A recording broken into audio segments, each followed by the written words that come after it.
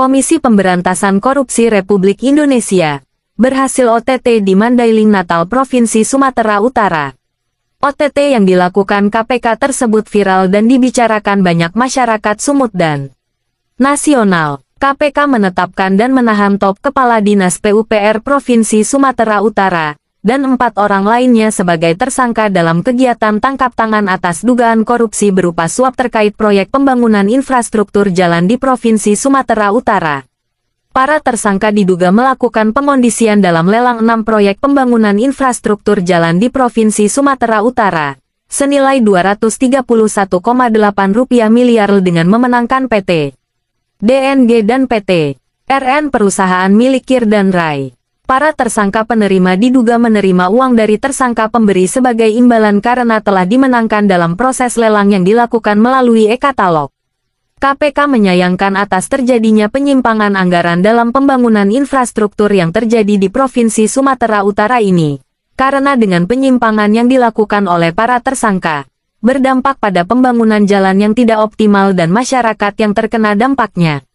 KPK mengamankan uang senilai Rp231 juta yang diduga merupakan dana sisa komitmen fee dari para tersangka pemberi yang telah dibagikan kepada tersangka penerima. Kegiatan tangkap tangan ini menjadi pintu masuk KPK untuk terus mendalami dugaan korupsi terkait proyek pengadaan barang dan jasa ini hingga tuntas.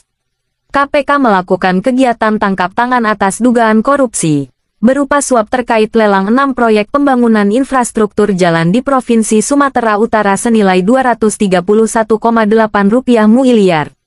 Dalam kegiatan ini, KPK menetapkan dan menahan 5 orang sebagai tersangka, yakni pemberi, Kir, Direktur Utama PT DNG Swasta, Rai, Direktur PT RN Swasta Anak Kir, penerima, top Kepala Dinas PUPR Provinsi Sumatera Utara, RES Kepala UPTD Gunung Tua, Dinas PUPR Provinsi Sumatera Utara PPK, Health PPK Satker PJN Wilayah 1 Provinsi Sumatera Utara.